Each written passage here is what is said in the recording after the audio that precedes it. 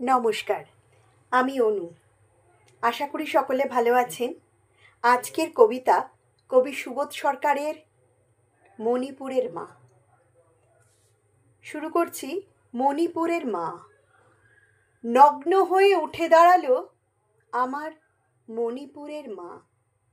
এই মায়ের দু চোখ থেকে চোখ পেয়েছি, আশির নখ ভাষা পেয়েছি, পেয়েছি সা রে গা মা। নগ্ন হয়ে উঠে দাঁড়ালো আমার মণিপুরের মা। যা খুশি তাই করতে পারে আর্মি আর পুলিশ, পথে কারফিউ, জলে চারমিনার, কারোর কিচ্ছু বলার নেই, বলার কথা না। নগ্ন হয়ে উঠে দাঁড়ালো আমার মণিপুরের মা। আর্মি জিপ চলে গগন তলে, আর্মি জিপ সারে জাহাঁ সে বলে। আর্মি জিপে মেয়েটি আছড়ায়, আর্মি জিপে বোতাম খোলা চলে। ওমে যদি ফিরেও আসে ঘরে, ওমে যদি গগন তলে মরে, পুলিশ মুছে দিয়েছে তার নাম। বাড়ি কোথায়? ইম্ফলের বাইরে কোনো গ্রাম? এসব ঘটে রোজ।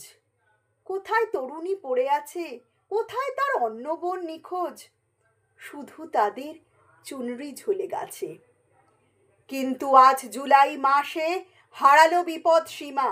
উঠে দাঁড়ান মণিপুরের মা, উঠে দাঁড়ান নগ্ন হয়ে স্তন্যদায়িনীরা। পৃথিবী দেখ, মায়ের বুকে কখানা উপশিরা, কেমন লাগে নগ্ন হলে তোর নিজের মা।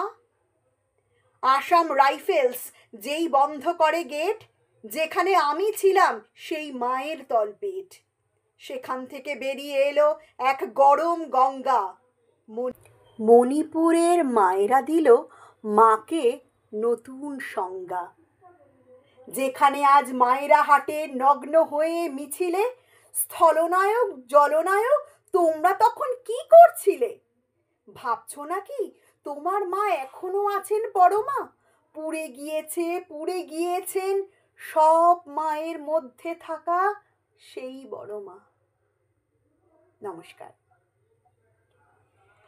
শোনালাম আজকের কবিতা মণিপুরের মা, কবি সুবোধ সরকারের লেখা। ভুলচুক যদি হয়ে থাকে তাহলে ক্ষমা প্রার্থনীয়, আর যদি সাজেশন দেন তাহলে অবশ্যই শিরোধার্য। ভালো লাগলে একটা লাইক, কমেন্ট, সাবস্ক্রাইব করে পাশে থাকবেন। নমস্কার। সবাই ভালো থাকবেন, সুস্থ থাকবেন, আনন্দে থাকবেন, আর অনুর পাশে থাকবেন।